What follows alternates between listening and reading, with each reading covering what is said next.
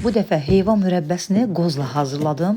Sizlər də bu üsulla hazırlayın. Bilirəm ki, dadını çox bəyənəcəksiniz. Heyvan mürəbbəsini bişirərkən bərk alınmasını istəyirsinizsə, onda qətiyyən suda qaynatmadan bişirin. Bir də ki, seçərkən bərk heyvalar seçin. Heyvaları doğradıqdan sonra adi soyuq suya əlavə edirəm ki, çox qaralmasınlar.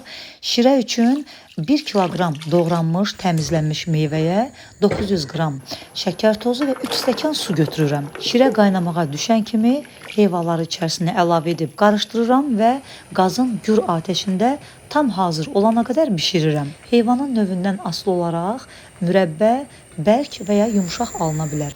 Mən bərk alınmasını istədiyim üçün qətiyyən suda pörtlətmədən birbaşa şirənin içərisinə əlavə etdim. Mürəbbə hazır olana yaxın üzərinə yarım çay qaşığı limon duzu və zövqə görə doğranmış qoz ləpəsi əlavə edirəm.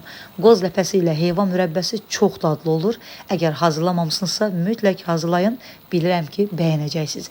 Heyvan mürəbbəsini sevməyənlər belə qoz ləpəsinə görə bu mürəbbəni çox sevəcəklər. Limon duzu və qoz ləpəsini əlavə etdikdən sonra yüngülcə mürəbbəni qarışdırıb, çox yox, cəmi 1 dəqiqə qaynadıb ocağı söndürürük. Mürəbbənin rəngi də təbii ki, heyvanın növündən asılıdır, sortundan asılıdır.